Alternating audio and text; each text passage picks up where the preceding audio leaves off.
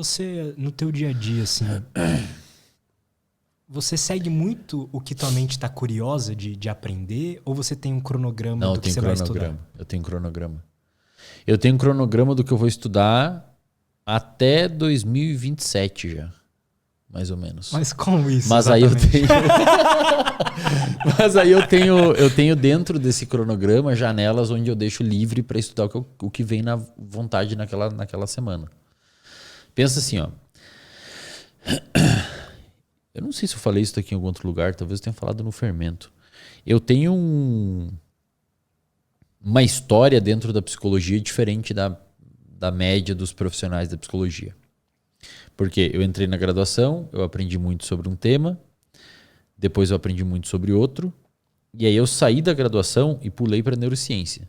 Eu saí da graduação e fui direto para o mestrado de neurociência. A minha graduação, tanto por eu não estudar tanto na época, quanto por ser uma faculdade do interior, privada, com suas limitações ali, né, de ensino e tal, eu saí da graduação, não, acho que como parte dos estudantes de psicologia, não tão preparado e do ponto de vista de bagagem teórica, de conteúdo. Uhum. E em vez de eu ficar estudando isso, eu pulei para neurociência. Então saí dali, fui estudar uma parada totalmente diferente e fui fazer mestrado num laboratório de neurociência e comportamento com roedores. Então eu estudei muito circuito, neurotransmissor, testes comportamentais, estudei neuroquímica, metodologia de pesquisa com animais, escrita, enfim, fui estudar outras paradas que além da psicologia mesmo. Sabe? Fui estudar comportamento mesmo, no modo mais empírico, assim, mais grosso. Aí eu saí da graduação, daí fui pro mestrado e aprendi tudo sobre o cérebro.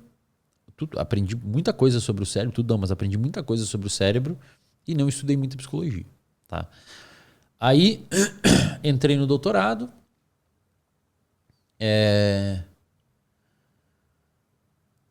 Fui até a metade do doutorado com exclusividade ao doutorado, trabalhando, escrevendo paper, fazendo experimento, aí estourou a pandemia. Aí na pandemia eu comecei a clinicar. Precisei de dinheiro e tal. Comecei a clinicar, ajudar meus pais. Aí quando eu comecei a clinicar, eu voltei a estudar psicologia. Tá? Que tipo de coisas você precisava estudar? Pois é, eu voltei a estudar clínica. E quando eu fui estudar clínica, eu lembrei da bagagem que eu tinha da faculdade. E na época, eu era um cara... Pensa assim, ó, vamos dividir a psicologia em duas grandes regiões. Em dois grandes lados, digamos assim. Que é a psicologia mais analítica, que envolve principalmente psicanálise. E a psicologia mais cognitiva comportamental, que é a TCC, né? A terapia cognitiva comportamental. Só que dentro da psicologia cognitiva comportamental também tem uma divisão, que é os cognitivistas e os comportamentalistas. Os cognitivistas é aquele profissional, aquele psicólogo, quem é mais cognitivista é um psicólogo que se importa mais com pensamentos, o que você está sentindo, me relata a tua percepção sobre isso, como é que tu interpreta isso, como é que o que tu pensa sobre isso. Então, mais cognição, assim, mais pensamento, etc. O comportamentalista é um cara que se preocupa mais, e aí o psicólogo da TCC é um meio termo dos dois. Tá? O comportamentalista mais puro é um espectro, né? Você tem, cara, tem psicólogo que é terapeuta cognitivo, não tem o comportamental. Ele é tão cognitivista que ele é cognitivo. E tem o terapeuta que é só comportamental. Não tem o cognitivo. E tem o TCC que seria ali 80%, mas tem os 20% os 10% no ladinho que são os extremos, né?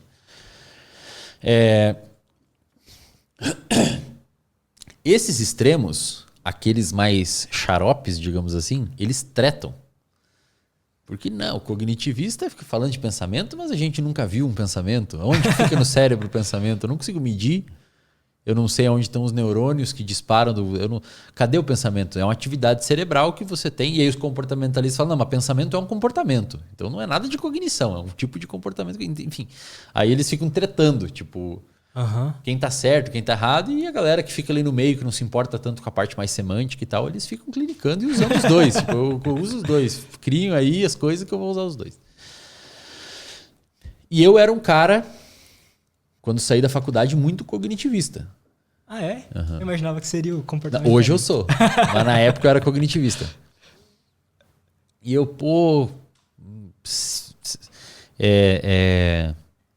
pensamento, interpretação, etc. Obviamente eu não sou aquele cara maluco de chegar para um paciente e falar, pensamento não existe, é um comportamento. Não explico isso, tá ligado? Porra, não vou ficar botando abobrinha na cabeça dos caras. Eu falo da mesma forma como se fosse um cognitivista, só que a minha escola é mais da parte comportamental. Depois eu quero saber o porquê disso. Do quê? Do porquê que você foi pro lado mais comportamental. Você Pois acha eu vou que mais explicar. útil? Vou explicar agora. É que assim, quando eu falo pensamento não existe, eu fiquei pensando, a galera vai achar que pensamento não existe. Não é? É que dentro da terapia comportamental a gente usa outro termo, tá? São os eventos encobertos, enfim, tem uns outros termos para coisas que no cognitivismo chama X, no comportamentalismo chama Y, tá? Tipo recompensa, reforço. Não é recompensa, é reforço. Tipo, você vai receber fiz isso e me senti bem. O cognitivista vai falar, você se sentiu bem porque você teve uma percepção que aquilo fez bem para você. O comportamentista vai falar, você se sentiu bem porque você foi reforçado. Foi um comportamento que reforçou, foi uma consequência que reforçou o seu comportamento. Enfim. Aí, o que aconteceu, cara? Eu era muito cognitivista e tal. E aí eu fui estudar neurociência. E quando eu fiz a neurociência, eu falei, caralho, velho, isso daqui tá estranho, né? Porque eu fiquei pensando assim, é uma conta, sabe? Que você começa a fazer, tipo, se o neurônio, que são células do cérebro, né, pra galera aí, o neurônio, ele funciona, tem como botar a imagem lá pra mostrar? Bota aí, Du, pra gente. Coloca no Google aí, do potencial de ação, neurônio. O pessoal enxerga lá? Enxerga ali, Eles põe enxergam? depois a imagem tela cheia ali pro pessoal. Aí a gente fica no cantinho aqui. Ah, legal. Mas ao vivo ele faz isso? Aham. Ah, legal, cara. Maneiro. É o bichão. Bota aí pra galera. Isso aqui foi o que mudou. Pode dar um zoomzinho aí. Isso aí foi o que mudou a minha percepção, a minha visão de cognitivista para comportamentalista, cara. Isso aí? É. Isso aí. Você sabe o que é isso aí? Não faço a menor ideia, cara. Isso aí Eu comecei a ler o Neurociências. Aí do eu comecei... Bear? Aí eu cheguei na parte... Mas é um que ele livro explicava a técnico, célula... né? Mas eu queria pelo menos entender queria dar uma olhada. introdução. Aí cheguei na parte que explicava a célula do neurônio, as partes... Explicar o neurônio como uma célula mesmo e aquelas coisas de Núcleo, biologia. mitocôndria, Isso. Eu retículo falei, acho que eu preciso voltar muitos anos e estudar outras coisas antes. O neurônio é uma célula, mas o neurônio é uma célula estranha, cara, no corpo. Ele é como se fosse assim, cada célula do corpo seria como se fossem pessoas na rua, uma pessoa diferente da outra, né? Então a célula hepática parece uma usina, uma célula totalmente diferente da célula cardíaca, que é diferente da célula pancreática, que é diferente da célula do intestino, que é diferente da célula do rim, e assim por diante. O neurônio seria como se fosse um polvo andando na rua, sabe? Ele não tem nada a ver, velho. Ele é outro bicho. Embora seja uma célula, é muito diferente. E uma das coisas diferentes que ele faz é isso daí, ó. Isso daí a gente chama de potencial de ação. Potencial de ação, cara, é muito estranho tentar explicar isso para um público leigo, porque quando a gente vai dar aula sobre isso na graduação, a gente precisa de umas 6 horas para explicar isso daí para a turma. Por quê? Umas 6 horas. Porque é um evento muito difícil de explicar. Ele é muito contraintuitivo entender o potencial de ação. Mas vamos tentar ser didático aqui. Ó, você tem ali naquele eixo vertical o potencial de membrana. Tá. Isso aqui é biofísica, tá? É biologia e física junto. Você tem o potencial de membrana e você tem o tempo em milissegundos embaixo. Ok? Tá vendo onde diz potencial de repouso? Quanto que tá mais ou menos o potencial de repouso? No eixo vertical? 70? 70, exato. Tem livros que apontam menos 65, outros menos 75. Depende da célula que o livro está usando. Por exemplo, o Candel usa menos 75, se eu não me engano, porque ele mediu em célula de polvo, se eu não me engano. E o Baer, acho que é o que você leu, acho que ele usa menos 65 porque ele viu em células de rato. Mas ali é basicamente isso, vamos usar menos 70. Então veja que ele está em menos 70 milivolts. Volts de eletricidade, igual o da tomada ali. Só que na tomada é volts, ali é mili. Então no nosso cérebro nós temos eletricidade. De eletricidade mesmo. Isso é muito foda. Tipo da tomada, tá ligado? O seu cérebro cria eletricidade. Quem descobriu isso foi um cara chamado Luigi Galvani. Luigi Galvani, ele era inclusive amigo do Alessandro Volta, que foi o cara que fez a pilha. E eles eram amigos da Mary Shelley, que foi a mulher que escreveu o Frankenstein. E olha que louco. Caralho. O que é o Frankenstein? É um monte de carne que toma um choque e vive. O Luigi Galvani, na época que o Frankenstein foi escrito, ele descobriu que quando um fio caiu sem querer na perna de uma rã morta, no laboratório dele, a rã contraiu o músculo. E até então ninguém sabia como que a gente fazia contração muscular, como o nosso músculo contrai. Ninguém tinha noção. Tinham algumas estimativas, diziam que era o líquido do céfalo, do cérebro, o fluido. É o fluido, o Descartes falava, é o fluido, é o líquido cérebro espinhal que faz acontecer, e os ventrículos do cérebro. Não, e o outro falava, não, mas são as veias. As veias fazem o músculo fazer as artérias, porque irriga, mas ninguém sabia o que fazia. E o Luigi Galvani, ele percebeu que quando se encostava uma eletricidade numa rã morta, a rã teve uma contração do músculo. Ele falou, pô, eu botei eletricidade, ela contraiu, tem alguma coisa a ver com eletricidade. Aí foram se estudando e hoje a gente sabe que isso daí é a eletricidade do cérebro. Então, quando o seu neurônio, que é uma célula do seu cérebro, está em repouso, o que significa em repouso? A liberação de neurotransmissores numa sinapse ocorre só após um potencial de ação. Se não estiver acontecendo um potencial de ação, o seu neurônio não vomita neurotransmissor. Como se fosse um comando? É, como se fosse um comando. É tipo, imagina que a tomada tá cortada, tu desligou o disjuntor da casa. Se tu botar ali, não sai eletricidade, não vai ligar as luzes. Mas quando liga ali, tu tem a possibilidade de ligar as coisas. O cérebro é mais ou menos assim. Que foda. Quando o neurônio está desligado, digamos assim, ele não está ativo, o potencial de membrana, ou seja, a voltagem da membrana, o nome potencial é uma merda, cara. É muito difícil explicar isso, mas enfim, vamos usar a voltagem da membrana. A voltagem da membrana está em menos 70 milivolts. Tá? Quando não está acontecendo nada. O seu neurônio desligado tem voltagem negativa. Perfeito? Uhum. Agora, digamos assim, ó, vamos imaginar que a gente está falando de um neurônio aqui da sua mão. Tá. Aqui você tem neurônio, tá? Você tem neurônio no cérebro e você tem neurônios periféricos que vêm com receptores até a sua pele, por isso que você sente as coisas. É louco isso, né? Você tem neurônio aqui, você tem neurônio no olho, tem neurônio no ouvido. Olha, o mesmo tipo de diferentes célula? células. É, o mesmo tipo de células, mas eles têm especificações. Tá. Agora presta atenção em mim, Lutz. Presta atenção em mim.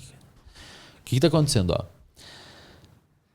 Embaixo da sua pele, da sua epiderme mesmo, na pele, tem como se fosse... Coloca aí, diretor, bota aí neurônio no Google. Só pra galera enxergar um neurônio. Abre uma nova aba, deixa esse aí, bota neurônio. Ó, ali, ó, clica na... Isso, essa aí mesmo. Tá vendo, ó? Isso, deixa ela maior. Ó, ali você tem o corpo celular, tem o núcleo celular e tem os dendritos, tá? Uhum. Você tá vendo que tem um negócio chamado axônio? Uhum. Aquele axônio ali é onde passa o impulso nervoso, é onde vai passar o choquinho no seu cérebro. Quando chega lá no final, nos receptores, nos terminais sinápticos lá no final é que vai ser liberado o neurotransmissor, naqueles botãozinhos lá no final. Aquelas mãos. Isso, naquelas dedinhos, naqueles dedinhos lá. Agora olha que louco, na sua pele aqui embaixo, cara, no seu corpo inteiro, né? Mas vamos usar a mão como exemplo. Embaixo da sua pele aqui, ó, tem milhares daquilo lá, assim, ó. Tipo, a sua pele tá aqui, faz assim com a mão. Como? Faz assim aqui com a mão, bota a mão. E ele tem vários aqui, ó. Uhum. E aí quando eu encosto aqui em cima da sua pele, eu deformo a camada da sua pele. E esse aqui de baixo, ele abaixa um pouquinho. E quando ele abaixa um pouquinho, volta pro outro lá, diretor. Quando ele abaixa um pouquinho, ocorre aquela despolarização lá, ó, aquele aumento da curva. Por que ocorre isso? Porque esses neurônios que você tem na sua pele, eles têm receptores que a gente chama de mecanosensíveis. Quando você deforma, ele é como se fosse um... Eu nunca esqueço isso, cara. É como se fosse um papel higiênico, um rolo de papel higiênico dobrado. Aí quando você dobra o rolo de papel higiênico, o meio dele aperta, né? Uhum. Quando você dobra o rolo de papel higiênico. O receptor é tipo o rolo de papel higiênico e quando você toca aqui, ó, ele aperta um pouquinho e quando ele aperta um pouquinho, ele abre alguns canais. E esses canais permitem a entrada de sódio mesmo. O sódio entra no seu neurônio em quantidades minúsculas e esse sódio é suficiente para fazer ocorrer o que a gente chama de potencial de ação. Então o seu neurônio sai de menos 70 para mais 40 milivolts. Ele inverte as cargas. É como se você tivesse tomado um choquinho. Esse choquinho vai caminhar até a sua medula, até a sua espinha, até a sua medula espinhal e vai subir para o cérebro até uma área chamada de área somatosensorial. E só quando chegar lá em cima você vai perceber que alguém tocou aqui em você. Por isso que quem tem ruptura de medula, que tem acidente, a medula... Tem um acidente, a medula... O cara fica paraplégico. Uhum. Não sente, né? Porque não envia esse sinal. Agora olha que louco, cara. Esse mesmo sistema... E depois tem que explicar o porquê do comportamental, né? Uhum. Esse mesmo sistema, ele está ocorrendo nesse exato momento com o seu ouvido. Só que em vez de serem receptores, aquelas mãozinhas lá, em vez de serem mecanosensíveis, eles são sensíveis a vibrações no ar. Então quando eu emito... Cara, é louco, foda, irmão. cara. É muito louco. Nosso cérebro é muito louco, cara. Tu começa a estudar e tu começa a querer sair quebrando tudo em casa, cara. É verdade mesmo, tu quer pegar um taco de beisebol e quebrar todo mundo, cara. Quebra todo mundo que tem na sua frente e tudo que tem dentro de casa. Fala, não é possível que meu cérebro funcione assim. Parece que você hackeou a Matrix, tá ligado? O que acontece nos neurônios do seu ouvido? E tá acontecendo exatamente agora. Quando eu falo com você, eu estou, tanto para quem tá ouvindo em casa, quanto você que tá aqui, eu estou gerando vibrações específicas no ar. Ah, mas eu tô em casa, essas vibrações não chegam aqui porque você tá em São Paulo e eu tô aqui no Mato Grosso. Não, mas o seu... Tanto é que você vê uma caixa do som de um carro batendo, ela vibra. Uhum. Então o som da caixa tá mimetizando as vibrações que eu tô fazendo aqui. Essas vibrações, elas ficam no ar, elas viajam até o seu ouvido, não até o seu ouvido, né? Elas viajam para todo lugar, o seu ouvido tá ali no meio daquele ambiente, e elas batem nos seus receptores lá dentro do ouvido. E esses receptores são sensíveis, esses neurônios são sensíveis a essas vibrações. E quando ocorre uma vibração específica, ele abre o canalzinho e começa a entrar sódio também. E esse vai até o seu córtex auditivo e lá você entende que existe um som. Agora, você entender o que é o som, Nossa. aí envolve um aprendizado. Então, o seu córtex auditivo... Porque assim, você pode ouvir som, você pode ouvir você entende mandarim? Não. Pois é, o seu cérebro vai ouvir um som, mas não vai saber o que é. Então existe uma diferença entre você ouvir o som e entender o som, tá? Quando você entende o som, calma, cara. Quando você entende o som, é legal que os podcasts o pessoal fala, o Wesley começa bem devagarinho e vai se empolgando. É que eu gosto de falar sobre isso, cara. Eu gosto de falar de neurociência. Quando você escuta o som, o seu córtex auditivo fala assim, bom, temos uma frequência vibratória X aqui e ele envia um sinal para as áreas envolvidas com memória, linguagem, memória, etc. E a área codifica aquele padrão de informação e te dá a percepção do que você está ouvindo, para ver se você vai entender ou não aquela língua. Esse mesmo padrão está acontecendo agora no seu olho, cara. Só que em vez das células daquelas mãozinhas lá no seu olho que aqui são sensíveis à deformação mecânica, no seu ouvido são sensíveis a vibrações no ar, no seu olho são sensíveis a fótons de luz. Então a célula do seu olho detecta o fóton chegando, faz uma transdução daquilo em um sinal elétrico e envia para o seu córtex visual atrás da sua cabeça ali, onde você vai codificar aquela informação e entender o que você está vendo. O mesmo ocorre com temperatura, O mesmo ocorre com gosto. Quando você bota um alimento na boca, tem células que abrem ali. Cara, o nosso cérebro, ele entende o mundo por meio daquilo ali. E ele responde ao mundo por meio daquilo ali. É por isso que quando você abre o livro do Baer, se você for olhar lá, você parou quando ele estava explicando o neurônio. Né? Se você dá um capítulo para frente, ele explica isso. Potencial de ação. Primeira coisa. Porque você não entende neurociência se você não souber potencial de ação. Você tem que saber potencial. É uma merda aprender. Eu tenho aula lá no RD. Por que é tão difícil? Cara, é que pensa assim, ó. Eu vou falar agora, tá? Eu vou falar agora uma coisa e eu não quero que vocês entendam. Não precisam entender o que eu vou falar. Tá bom. Porque eu vou começar a falar um negócio rápido, porque eu não tenho como explicar potencial de ação aqui. Realmente levaria umas 6 horas para explicar isso daí. Esse gráfico aí. Só esse gráfico levaria umas 6 horas. Só a parte da linha verdinha levaria 1h30, mais ou menos. A parte da... isso. É que o potencial de membrana, ele é mantido na condição de repouso com custo energético. Principalmente numa bomba chamada bomba de sódio e potássio. Cara, teria que explicar... É muito background para entender isso daí, quem não sabe. Eu explico lá no RD, cara. Tá Então lá no RD. Assinem lá. Tem o card do Baer, vai lá na aula de potencial de ação, eu desenho num caderno, que foda, no iPad, eu explico eu desenho esse gráfico ponto a ponto, explico cada item. Assiste lá depois, você vai curtir. Então assim, o seu cérebro, ele interpreta o mundo por isso e ele responde ao mundo com isso. Aí a galera vai falar, pô, mas o Wesley é muito reducionista, porque nem tudo é biologia. Cara, é tudo biologia, porque até quando você tem a sua subjetividade, fala, pô, Wesley, mas e a subjetividade, cara? A subjetividade vem disso. O neurônio, ele só se comunica com outra célula. Por exemplo, eu falei que o olho é assim, o ouvido é assim, tudo é assim. Cara, quando você se sente alegre, é isso também. Quando você se sente triste, é isso também. Quando você se sente raiva, é isso também. Quando você sente fome, é isso também. Quando você sente sede, é isso também. Quando você sente sono, é isso também. Quando você sente alerta, é isso também. O seu cérebro é isso. No potencial fundo, de ação. sempre para uma eletricidade ali no cérebro. Potencial de ação depende a selva de potencial de ação que está sendo ocorrido, a taxa de disparo de potencial de ação e os lugares. O seu cérebro inteiro está fazendo isso toda hora. Quando eu entendi isso, cara, eu falei assim, puta, velho, mas então... O Fábio Perim vem aí, né? Veio. Aí, porra, ele deve ter falado de ambiente pra caralho, né? Aí quando eu entendi isso, eu falei, cara, mas peraí.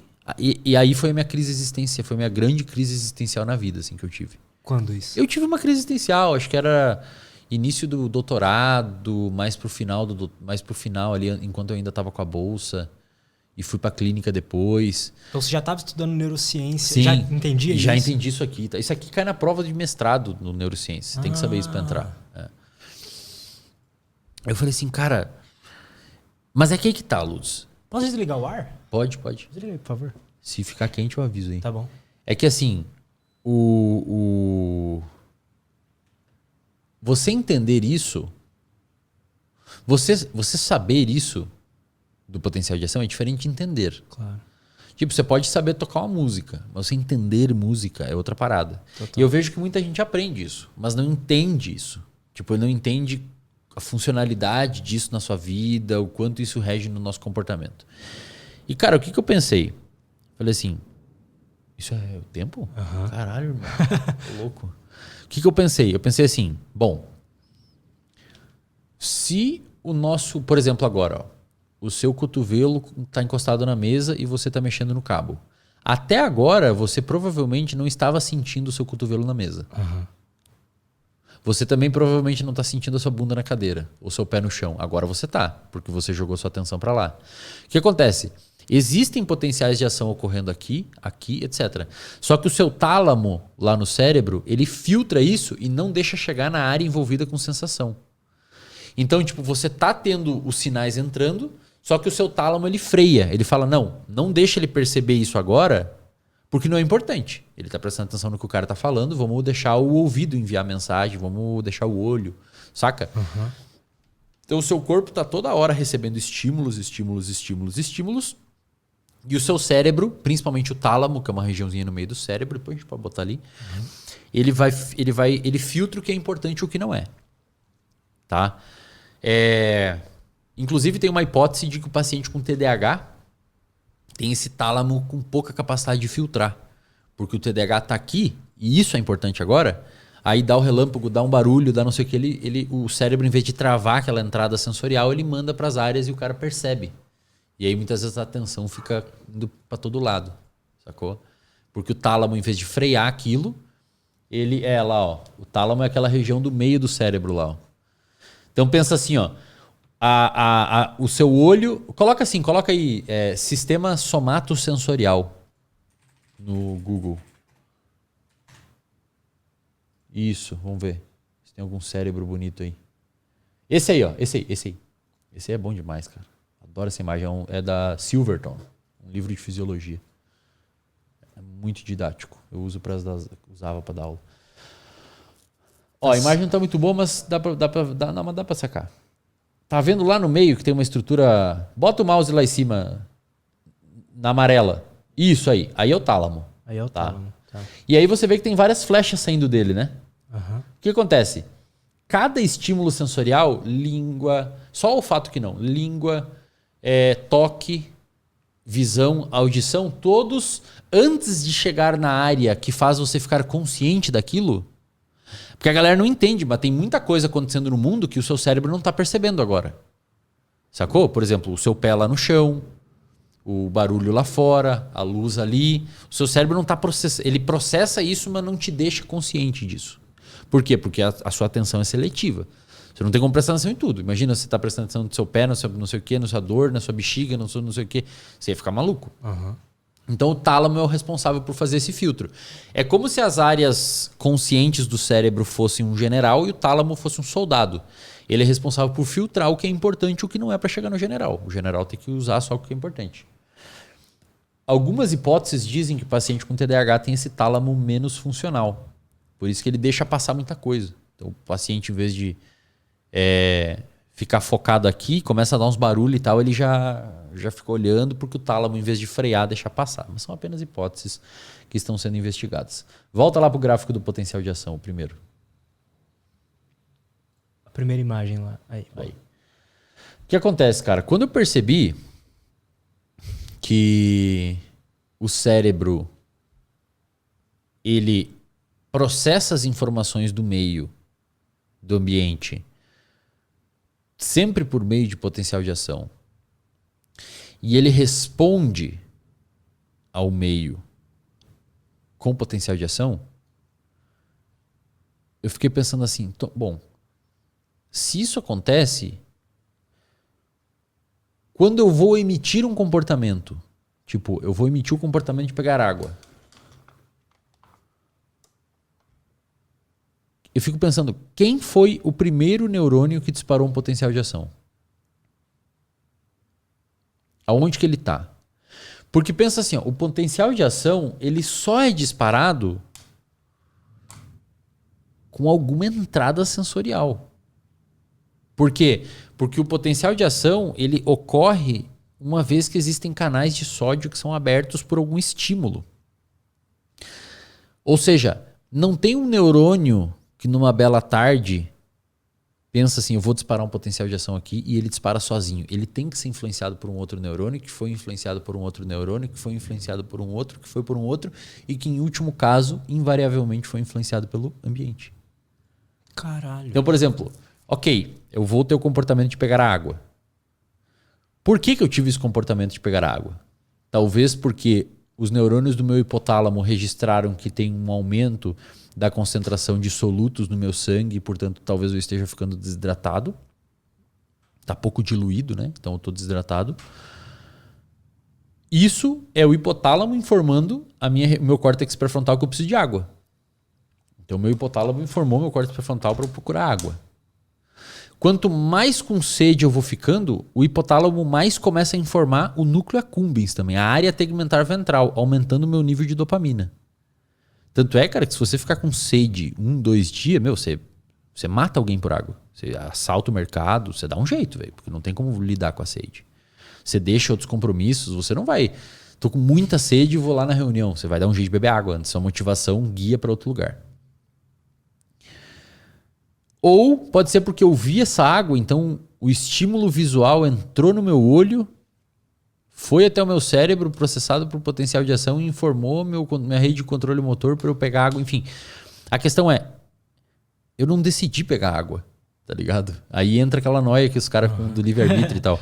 Eu não decidi pegar água. A água era o que eu precisava fazer de acordo com as...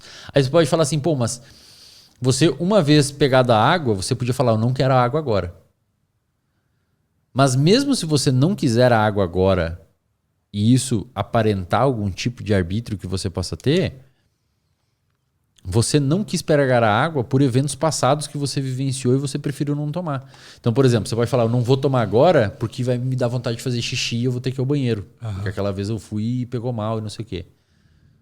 Então você respondeu a uma memória que você tinha. Enfim, é difícil, tá ligado? Mas sempre tá passando pela parte da memória ali, de experiências passadas? Sempre tá, meu. O seu comportamento hoje Isso é modulado pelo que você viveu sempre. Tanto é que traumas, por exemplo, uma experiência passada que modula a vida da pessoa para sempre.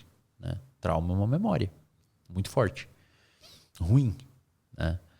Então pensa assim, quando eu descobri isso, voltando lá, volta 40 minutos atrás, quando eu percebi isso, eu falei, cara, não tem espaço para tipo... Não é para um eu, assim, mas não tem espaço para uma força de vontade, A gente é produto do meio que a gente convive. E aí eu comecei a perceber que o comportamentalismo faz mais sentido. Porque ele trabalha na ideia basicamente do quê? Bem grosso modo, tá? As consequências dos seus comportamentos vão determinar a existência dele no futuro ou não. Um exemplo, se no passado eu tomei uma garrafa d'água e fiquei indo ao banheiro toda hora fazer xixi, a consequência de eu ter feito o comportamento de tomar água, que foi ter ficado indo no banheiro fazer xixi, pode ser que faça eu não ter mais o comportamento de beber água. Se eu coloco o dedo na tomada, a consequência de eu ter colocado o dedo na tomada, que foi um choque, pode fazer eu não botar mais o dedo na tomada. E aí eu comecei a pensar assim, não, peraí, mas eu acho que de fato... O comportamentalismo faz mais sentido do que o cognitivismo. Mas assim, eu ensino cognitivismo, eu falo termos cognitivistas, eu falo mente, eu falo pensamento, eu falo percepção. Eu não sou aqueles cara chato que tem que ser assim ou assado, tá ligado? É porque é didático também, acho, falar É didático, mente. é didático. Gostou desse corte? Espero que sim. Se você quer receber mais conteúdo sobre desenvolvimento pessoal, saúde mental e autoconhecimento, não esquece de se inscrever aqui no canal, beleza? Valeu, até a próxima e tchau!